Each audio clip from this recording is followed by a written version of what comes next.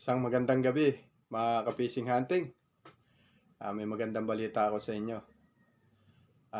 Dating pangarap ko lang na camera, ngayon i-unbox na natin.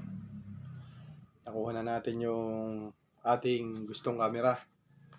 Yung DJI Osmo Action 5 Pro. Ang kinuha natin ay Adventure Combo.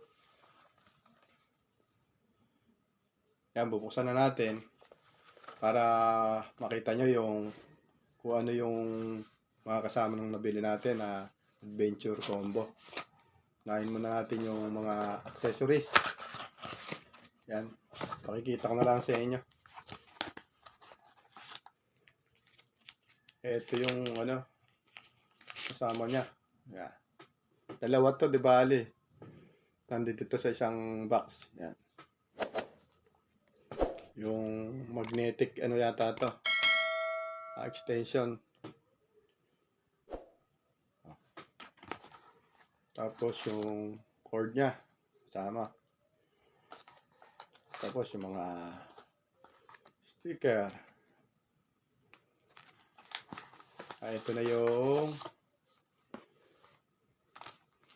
battery case. At nandito na rin yung yan. Dito na natin i-charge.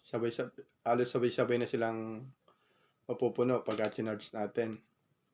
Kaya bubuksan natin. Ayan o. Umilaw na siya. Tatlo yung battery niyang kasama. Pagka sinarado natin, mamamatay na yan ng kusa. Ayan, ngayon, ayaw namatay na. Ngayon, pakikita ko sa inyo yung mismong camera na. Ayan.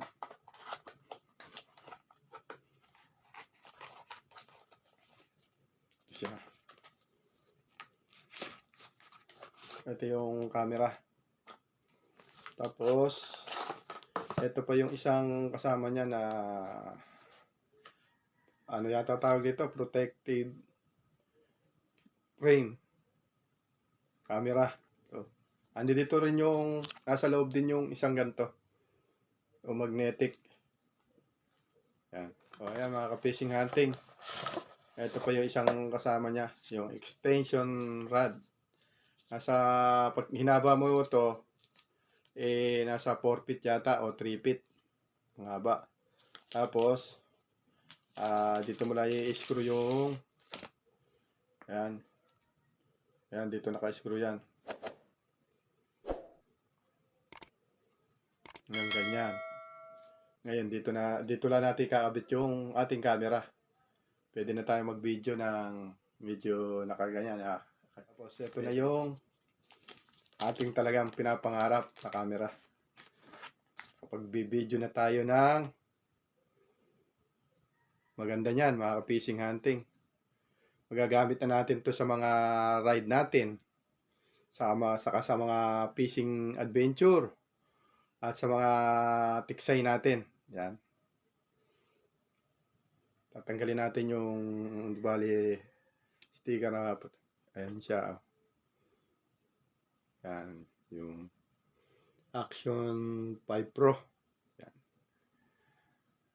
Walang imposible talaga sa iyong pangarap basta magsusumikap ka. Matutupad mo yung pangarap mo o yung gusto mong bilhin. Yan, salamat kay Lord at salamat sa inyong suporta. Kung hindi sa inyo, hindi natin mabibili to na nakaipon tayo. Yan.